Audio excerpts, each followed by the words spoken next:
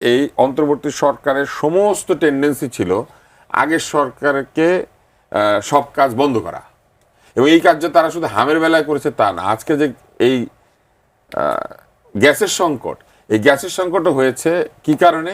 এই যে LNG terminal, এই যে এলএনজি টার্মিনালটা একটা কিন্তু ভাসমান টার্মিনাল, এটার মধ্যে এসে এই এলএনজি বাহী যে জাহাজগুলি সেটা এলএনজি দিয়ে আবার চলে যায়। এই এলএনজি নতুন এলএনজি টার্মিনাল সংগ্রহের একটা প্রক্রিয়া কিন্তু শুরু হয়ে গেছিল। অন্তর্বর্তী সরকার এসে টেন্ডার বাতিল করে, যাকে দেওয়া হয়েছিল তার কাছ থেকে বাতিল করে এটা সব দিয়ে দিয়েছে। কেন বন্ধ করে দিয়েছে? কেন? কারণ হচ্ছে এটা নাকি আগের সরকার দুর্নীতি করে।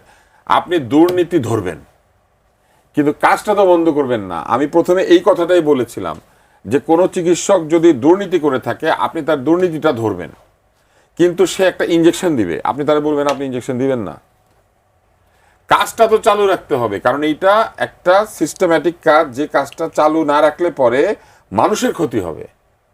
তো ওনারা বললেন যে আওয়ামী লীগ দুর্নীতি করে, তাহলে দুর্নীতি করে তারা নিজের লোককে টেন্ডার দিয়েছে, তাহলে টেন্ডার বন্ধ করে দাও। তো সেই যে তারা বন্ধ করলো এই নতুন এলএনজি টার্মিনাল সংগ্রহের প্রক্রিয়া, সেটা বন্ধ করার কারণে আজকে দেখেন একটা এলএনজি টার্মিনালে আগুন ধরেছে। তো সেইটার কারণে আজকে সবাই গ্যাসের সংকটের মধ্যে আছে। আর এই যে কোম্পানিটাতে আগুন ধরেছে, এই কোম্পানির সিইও কে? এই কোম্পানির CEO Peter Haas. Peter Haas কার সাথে বসে বসে সেলফি তুলতো? ডক্টর ইউনূসের সাথে সেলফি তুলতো।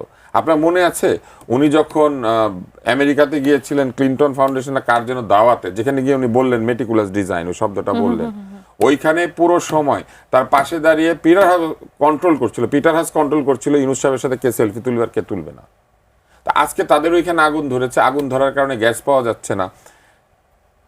এই ঘটনাটার অনেক কম হতো যদি আরেকটা এলএনজি টার্মিনাল এরই মধ্যে এর সঙ্গে যুক্ত হয়ে যেত, কিন্তু সেই প্রক্রিয়াটা তারা বন্ধ করেছে।